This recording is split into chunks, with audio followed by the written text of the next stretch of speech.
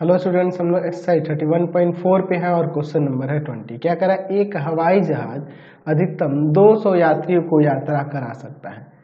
प्रत्येक प्रथम श्रेणी के टिकट पर 1000 रुपये और सस्ते श्रेणी के टिकट पर 600 रुपये का लाभ कमाया जा सकता है। एयरलाइन कम से कम 20 टिकटें प्रथम श्रेणी के लिए आरक्षित करती है, तथापि प्रथम श्रेणी की अपेक्षा कम से कम 4 गुने यात्री सस्ते श्रेणी के टिकट से यात्रा करने को वरीयता देते हैं। ज्ञात कीजिए कि प्रत्येक प्रकार के कितने कितने टिकट बेचे जाएं ताकि लाभ का अधिकतमीकरण हो, और अधिकतम लाभ कितना है ये भी हमें यहाँ ज्ञात करना है। चलिए क्वेश्चन को थोड़ा समझ लीजिए। एक हवाई जहाज है, उसमें अधिकतम 200 यात्री यात्रा कर सकते हैं, यानी कि उसमें 200 यात्रियों के लिए सीटें लगी हुई हैं। ठीक है, प्रथम श्रेणी के टिकट का 1000 रुपये और सस्ते श्रेणी के टिकट पर 600 रुपये का लाभ होता है। यानी कि जो प्रथम श्रेणी का टिकट है उसके एक टिकट बिकने पर 1000 रुपये का लाभ हो रहा है, और सस्ते श्रेणी के टिकट के बिकने पर 600 रुपये का लाभ होता है। कह रहा है एयरलाइन कम से कम 20 सीटें प्रथम श्रेणी के लिए आरक्षित कर दीजिए, यानी कि कम से कम 20 टिकट प्रथम श्रेणी के लिए उसे बेचना है। उससे ज्यादा भी हो सकता है, लेकिन कम से कम 20 टिकट प्रथम श्रेणी के लिए आरक्षित है। तथापि यह भी दिया है यहाँ पे कि प्रथम श्रेणी की अपेक्षा कम से कम 4 गुने यात्री सस्ते श्रेणी की टिकट में यात्रा करने को वरीयता देते हैं। मतलब कि जितना प्रथम श्रेणी के लोग टिकट खरीदते हैं उससे कम से कम 4 गुना ज्यादा सस्ते श्रेणी के टिकट के साथ यात्रा करना चाहते हैं। ठीक है, हमें ज्ञात करना है यहाँ पे कि प्रत्येक प्रकार के कितने कितने टिकट बेचे जाए ताकि अधिकतम लाभ हो, और अधिकतम लाभ कितना होगा यह भी ज्ञात कर लेना है। तो हम लोग यहाँ पे मान लेते हैं, माना प्रथम श्रेणी के एक्स टिकट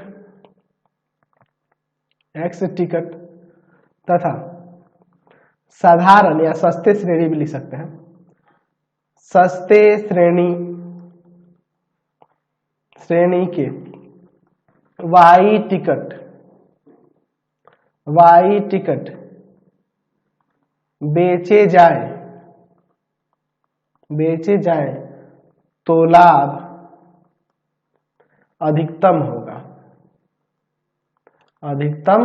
हम लोग ऐसा यहां पर मान लेते हैं। अब इसके बाद देखिए, हम लोग यहां पर लिख सकते हैं, हमें अधिकतम लाभ निकालना है, मैक्सिमम ऑफ जेड।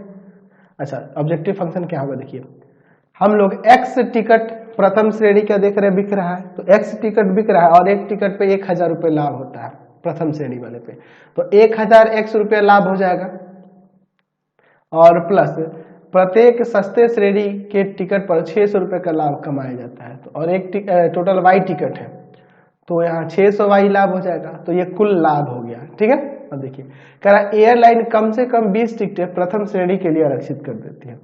ठीक है, और यहाँ पे टोटल क्या है, अधिकतम 200 यात्री को यात्रा कराया जाता है। तो एक्स टिकट है प्रथम श्रेणी का और वाई टिकट है सस्ते श्रेणी का, तो कुल मिलाकर कितने टिकट होंगे, तो अधिक से अधिक 200 से कम भी टिकट बिक सकते हैं, है ना। अधिकतम 200 यात्री को नहीं यात्रा कराया जाता है, हो सकता है 200 यात्री यात्रा ना करें, उससे कम या उसके बराबर भी हो सकता है। ठीक है, अच्छा, कह रहा था कि एयरलाइन कम से कम 20 सीटें प्रथम श्रेणी के लिए आरक्षित करती है, यानी कि एक्स की बात हो रही है, एक्स जो होगा 20 और 20 से ग्रेटर भी हो सकता है। अच्छा, उसका यहाँ कह रहा है कि प्रथम श्रेणी की अपेक्षा कम से कम 4 गुने यात्री सस्ते श्रेणी के टिकट के साथ यात्रा करना चाहते हैं, यानी कि वाई जो है ग्रेटर होगा, इक्वल होगा एक्स के 4 गुने के। ठीक है, सस्ता श्रेणी वाला टिकट जो है कम से कम 4 गुना है किसके, प्रथम श्रेणी वाले टिकट की संख्या से। ठीक है, कम से कम 4 गुना, इसलिए यहाँ पे ग्रेटर देन और इक्वल भी ले लिया। ठीक है, अब इसे आप चाहो तो ऐसे भी लिख सकते हैं, y माइनस का 4x is greater than equal to 0। तो हमें यहाँ पर 3 असमीकरण 1, 2 और यहाँ 3 प्राप्त हो रही हैं। चलिए अब इसके बाद देखते हैं, हम लोग यहाँ पर ये भी लिख सकते हैं कि टिकटों की संख्या माइनस में तो हो नहीं सकती, यानी 0 और 0 से ग्रेटर होगा, और y भी 0 और 0 से ग्रेटर होगा। अब लिखते हैं यहाँ पे आगे, दिए गए रैखिक असमीकाओं को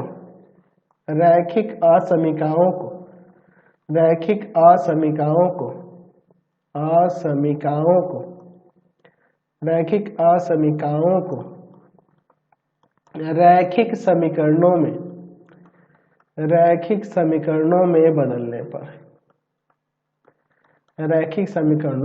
पर तो यहाँ हो जाएगा आपका x plus y equal to में 200 और यहाँ x इक्वल टू में 20 और यहाँ y माइनस का 4x इक्वल टू में 0। चलिए अब हम लोग यहाँ पर 3 चार्ट बना लेते हैं। 2 ही चार्ट बनाएंगे, इसके लिए तो कोई ज़रूरत है नहीं। चलिए इनके हम लोग 2-2 सॉल्यूशन निकालेंगे ताकि हम लोग इनका ग्राफ बना सके। चलिए ध्यान से देखिएगा, यहाँ पर हमारा ये 2 चार्ट हो गया, ठीक है। चलिए ध्यान से देखिएगा,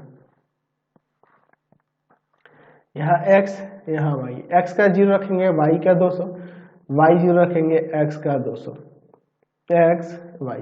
x का हम लोग एक काम करते हैं, यहाँ x का रख देते हैं मान लो 10, तो y का हो जाएगा यहाँ पर 40, ठीक है। या और फिर x का यहाँ रख देते हैं मान लो हम लोग यहाँ पर रख देते हैं 50, तो ये y हो जाएगा आपका 200, ठीक है, कोई दिक्कत नहीं है। अच्छा एक काम करते हैं, ये छोटा मान ना रख के ये भी बड़ा रख देते हैं। x का यहाँ पे रख देते हैं मान लो 25 रख दे क्या, तो y का यहाँ 100 हो जाएगा। ये ठीक रहेगा, बड़ा बड़ा मान रहेगा ना। x का 25 रखे हैं और y का यहाँ पर कितना आ गया है, 100 आ गया है, ठीक है। चलिए अब इसके बाद हम लोग इसका ग्राफ यहाँ पर देखेंगे, ठीक है। चलिए ग्राफ ले लेते हैं। चलिए यहाँ देखते हैं हम लोग, ये x एक्सिस ले लेते हैं, x एक्सिस हो जाएगा, और ये अब आपका y एक्सिस ले लेते हैं, ठीक है। ये आपका y एक्सिस हो जाएगा। ध्यान से देखिएगा, यहाँ ये आपका है x, यहाँ आपका है x डैश, ये आपका है y और यहाँ है y डैश। 25-50 ले लेके आए, ऐसे 25-50, फिर आपका हो जाएगा यहाँ पर, यहाँ आपका 75, 100, 150 नहीं हट पाएगा, 200 तक ना हमें जाना है, तो 50-100 ले लेते हैं। चलिए 50, 100, 150, 200, 50, 100, 150, 200 काफ़ी है। चलिए अब देखिए, x का 0, y का 200, 0,200, फिर 200,0 है, x का 200, y का 0। इन दोनों बिंदुओं से होकर जाने वाली अगर आप रेखा खींचेंगे तो यह रेखा कुछ इस तरह से आ जाएगी, ये ना होगी जी। चलिए अब इसका हम लोग यहाँ पर समीकरण लिख देते हैं, x plus y equal to में 200। दूसरा क्या था, x इक्वल टू में 20 ना, x इक्वल टू में 20। चलिए यहाँ पर देखिए x इक्वल टू 20 कहाँ से जाएगा, तो देखो ये 50 है, ठीक है, तो ये 50 है, तो यहाँ ये देखो 10, 20, 30, 40 और तब ये 50, तो ये 10 और ये 20, ये वाले लकीर पे हो जाएगा, सेकंड वाले पे यहाँ पे होगा, ये ना हो जाएगा आपका। चलिए ये आपका क्या हो जाएगा, x इक्वल टू में 20। चलिए और उसके बाद क्या है, इसको रखते हैं। चलिए ध्यान से देखिए, x का 25, y का 100, x का 25, ये 50 है, इसके बीच में यहाँ पे 25 होगा और y का 100, तो ये 50 और ये 100 यहाँ हो जाएगा, ठीक है। क्या हो जाएगा, 25,100, x का 25 और y का 100। फिर उसके बाद क्या है, x का 50, y का 200, x का 50 और y का 200, 50 और 200। चलिए अब इसके बाद देखिए, इन दोनों बिंदुओं से होकर जाने वाली जो रेखा होगी कुछ इस तरह से होगी, यही ना होगी जी। चलिए यही हो जाएगी।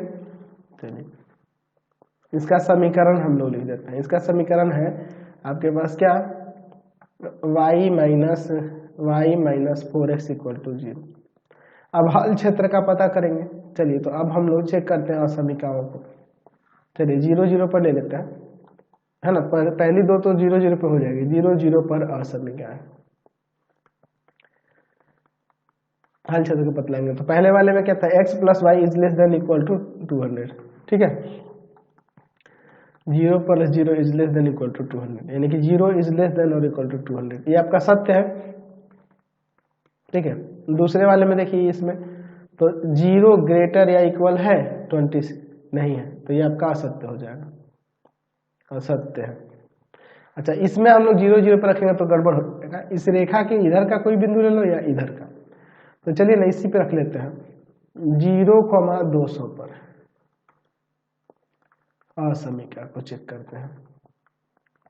ठीक है, तो यहाँ y का वैल्यू है 200, x का वैल्यू है यहाँ 0। ठीक है, और क्या है यहाँ पे ग्रेटर देन इक्वल टू 0, तो यहाँ पर 200 ग्रेटर है ना जी 0 से, इस पर ये सत्य हो रहा है। तो अब देखिए, ध्यान से देखिएगा, पहली वाली जो ये है इस पर सत्य हो रहा था, यानी इसके अंदर। अच्छा, ये x इक्वल टू 200 वाले पे इस पर असत्य हो रहा है, तो इसके बाहर, इसके अंदर, इसके बाहर, और फिर इस पे क्या हो रहा है, इस वाले पे सत्य हो रहा है। तो इसके किस पर सत्य हो रहा है, 0,20 पर, 0,200 पर, तो इस पर सत्य हो रहा है, यानी कि ये हल क्षेत्र का ही बिंदु होगा, यानी कि इस रेखा के इधर, इस रेखा के बाहर और इस रेखा के अंदर, यानी कि ये वाला क्षेत्र जो होगा इसका हल क्षेत्र हो जाएगा। इसके अंदर, इस रेखा के इधर और इसके बाहर, तो यही वाला ना हो जाएगा। तो कोणीय बिंदु यहाँ पर देख क्या क्या मिलेंगे, यहाँ पर एक कोणीय बिंदु A, यहाँ पर B, और ये आपका हो जाएगा C। चलिए अब इनका मान निकालते हैं, ध्यान से देखिएगा। A, B और C के निर्देशांक दूसरे कलर में ले लेंगे ताकि हमको याद रहे। ठीक है, तो अच्छा रहेगा, ऐसे दिखेगा, हमको समझ में भी आएगा। A, B और यहाँ C। चलिए अब देखिए A, B, C के निर्देशांक कैसे निकालेंगे। अब देखिए यहाँ पर ये और ये इन दोनों का प्रतिच्छेद से बना है, तो x का वैल्यू यहाँ 20 है, x का 20 इसमें आप रख दोगे, x का 20 इसमें रख दोगे, x का 20, तो y कितना आ जाएगा, तो y आ जाएगा 80 ना, है कि नहीं। x का यहाँ 20 रख देंगे तो 20 का 80 हो जाएगा, y का 80 आ जाएगा, तो यहाँ पर 20,80 हो जाएगा। चलिए यहाँ का देखिए, ये इस रेखा और इस रेखा का प्रतिच्छेद से बना है, इसके और इसके, तो यहाँ y का वैल्यू 4x है, y का वैल्यू यहाँ 4x रख देंगे, तो x प्लस का 4x इक्वल टू में 200, 5x बराबर में 200 हो जाएगा, ये जाएगा भाग में, तो x का वैल्यू क्या आ जाएगा, 40 आ जाएगा। ठीक है, चलिए तो x का वैल्यू यहाँ 40 हो गया, x का वैल्यू 40 हो गया, और 40 जब इसमें रख देंगे, 40 इसमें जब रख देंगे तो ये जाएगा उधर घट जाएगा, तो y का यहाँ पर कितना आ जाएगा, आपका आ जाएगा 160। चलिए इसके लिए C के निर्देशांक के लिए इसको और इसको, इन दोनों, इस रेखा को और इस रेखा को सॉल्व करेंगे, तो x बराबर यहाँ 20 है, x बराबर 20 आप इसमें रख दोगे तो उधर जाके घटेगा, तो 180 आ जाएगा।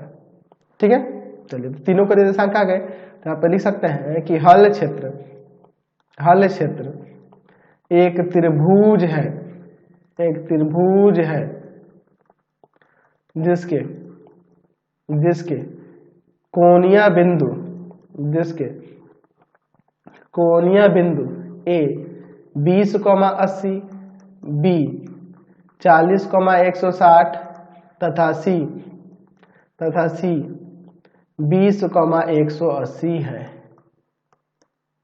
ठीक है, चलिए अब इसके बाद हम लोग यहाँ पर देखते हैं। चलिए इसके बाद हम लोग यहाँ पे अधिकतम वैल्यू के लिए बात करनी है। चलिए हम लोग यहाँ पे एक चार्ट ले लेते हैं, ध्यान से देखिएगा। यहाँ हम लोग एक चार्ट ले लेते हैं और यहाँ पर हम लोग एक इनके कोणीय बिंदु और एक में लिखेंगे जो z इक्वल टू ऊपर दिया हुआ था आपको ऑब्जेक्टिव फंक्शन, उसको यहाँ लिख देते हैं कोणीय बिंदु, कोणीय बिंदु, और इसमें ले लेते हैं हम लोग z इक्वल टू क्या दिया था आपके पास ऊपर 1000x प्लस का 600y, ये ना था 1000x प्लस का 600y, एक बार देख लेते हैं। चलिए कोणीय बिंदु यहाँ पर है, क्या क्या है कोणीय बिंदु देखिए, तो यहाँ है 20,80, फिर दूसरा है 40,160, तीसरा है 20,180। चलिए अब इसको इसमें रखते हैं, इसमें रखेंगे तो 20,000 और प्लस में 48,000। तो कितना हो जाएगा, इनको जोड़ेंगे तो 68,000 आ जाएगा, 68,000 आ जाएगा। 20,000 और 48,000, तो इन दोनों को जोड़ देंगे 68,000 हो जाएगा। चलिए इसको रखते हैं, तो 40,000 और प्लस का यहाँ पर कितना हो जाएगा, 96,000। ठीक है, ये ना हो जाएगा जी। चलिए समझ रहे हैं। अब यहाँ क्या आ जाएगा, अब हो जाएगा, इन दोनों को जोड़ देंगे तो 1,36,000।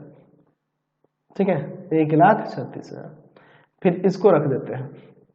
ठीक है, तो जब इसको रखेंगे तो 20,000 और फिर प्लस का इसको यहाँ पर रखेंगे तो कितना हो जाएगा आपका 108,000। 108 के ऊपर यहाँ 3 जीरो लग जाएगा। ठीक है, यानी कि 1,08,000 और इसमें ये 20,000 जुड़ जाएगा। तो यहाँ पर क्या हो जाएगा आपका, इसको जोड़ देंगे तो यहाँ हो जाएगा आपका 1,28,000। ठीक है, कोई दिक्कत नहीं है। तो मैक्सिमम यही ना हो रहा है, मैक्सिमम वैल्यू यही हो रहा है, मैक्सिमम यही हो रहा है। तो हम लोग लिख सकते हैं अतः 40 टिकटें प्रथम श्रेणी के तथा 160 टिकटें सस्ते श्रेणी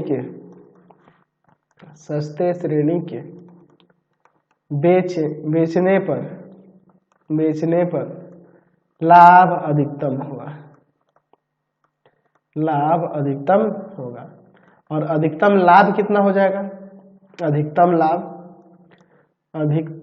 लाभ जो हो जाएगा वह हो जाएगा आपका 1,36,000 रुपए। समझ गए, कोई दिक्कत नहीं है। तो फिलहाल इस वीडियो में यहीं तक रहने देते हैं। नेक्स्ट वीडियो में आगे क्वेश्चन देखेंगे। आपको हमारे 3 चैनलों को सब्सक्राइब करना होगा। पहला है पाथफाइंडर क्लासेस छपरा। दूसरा है आपके पास भारती भवन रविकांत सर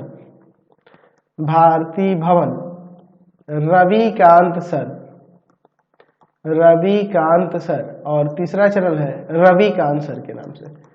तीनों को सब्सक्राइब कर देंगे और इससे रिलेटेड वीडियो के लिए सीधे डिस्क्रिप्शन में जाएंगे। इससे रिलेटेड नोट्स के लिए गूगल पे जाकर सर्च करेंगे www.ravikantsir.in और यहाँ जाकर आप सभी क्लासेस के नोट्स और उनके PDF को डाउनलोड कर सकते हैं, पढ़ सकते हैं। इंस्टाग्राम और फेसबुक पे जाके पाथफाइंडर क्लासेस छपरा को लाइक एंड फॉलो करना नहीं भूलेंगे। Thanks for watching the video. Comment करके जरूर बताएंगे कि हमारे चैनल के वीडियो आप सभी को कैसे लगते हैं।